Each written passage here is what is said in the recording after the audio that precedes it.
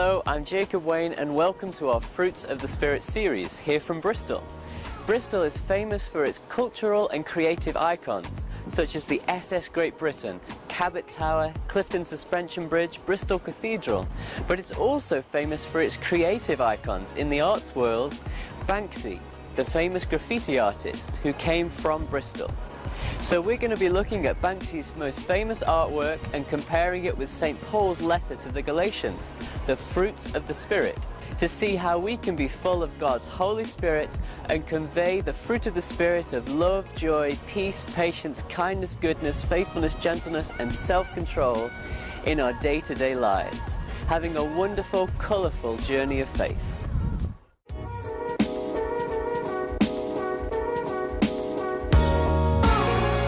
Hello and welcome to our second episode in the Fruits of the Spirit series. Today our theme is joy. If we take a look at our Banksy work, we see a painting called Life is Beautiful. It's a young woman singing the words, "Life is beautiful."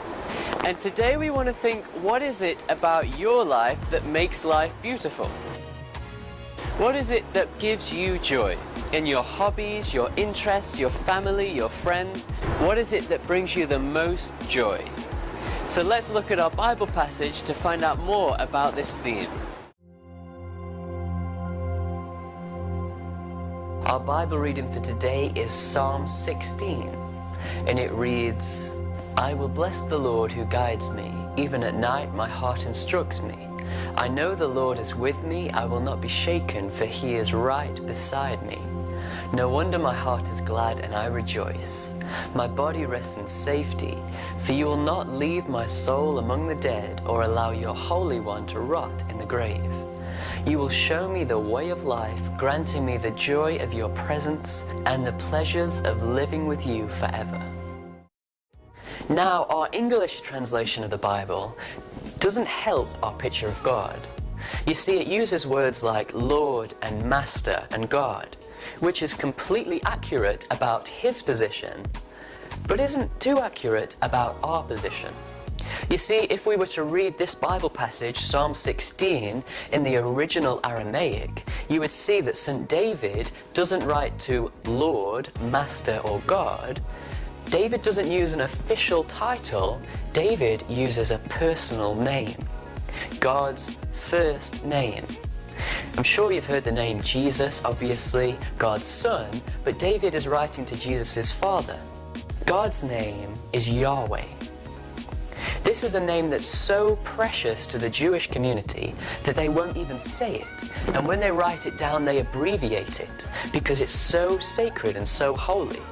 And just as our names have meanings, Yahweh, God's holy name, has its own meaning. But really it has several meanings. The first meaning of Yahweh is that he is eternal. He was never born and never made. He's always existed through time. In fact, time was his creation, so he existed before time, if you can imagine that. The second meaning of Yahweh is that he is the creator of everything, and everything in heaven and on earth and everywhere has its being, its existence through him. So all of the joy and the beauty and the wonder of life that we're able to experience, we are experiencing it through the Creator. So he is the reason for our joy. And the third meaning, and most important for today's session, is that Yahweh is the most worthy of our focus, our attention, our joy, and our adoration. He is the most worthy thing in the whole of the universe that he has created. Basically, what our passage is saying is that Yahweh is at the center of his creation. And actually, the closer we draw to him, the closer we draw to the center of creation, the more joy we will feel. In my own Christian life, some of the most wonderful and joyful experiences have been when I've been praying or been in church worshiping and felt like a tangible presence of God. And it's so exciting, it's so powerful, it's so filled with joy that I almost ignore everything else and just focus on this one thing. And it's almost as though everything else in life becomes less interesting. And the most interesting thing is our Creator. So the closer we get to our Creator, the more we can feel His love and His joy. David writes that when we get to heaven, we'll experience God's joy forever and ever. And Banksy's painting has the big words, "Life is beautiful."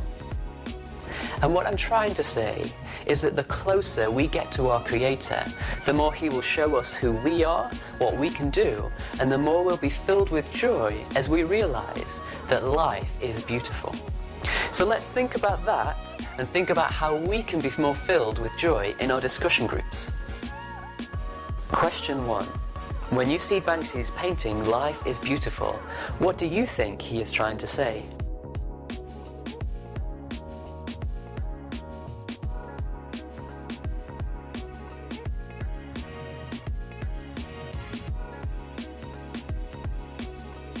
Question 2. How can we make our friendship groups, families, and communities places of joy?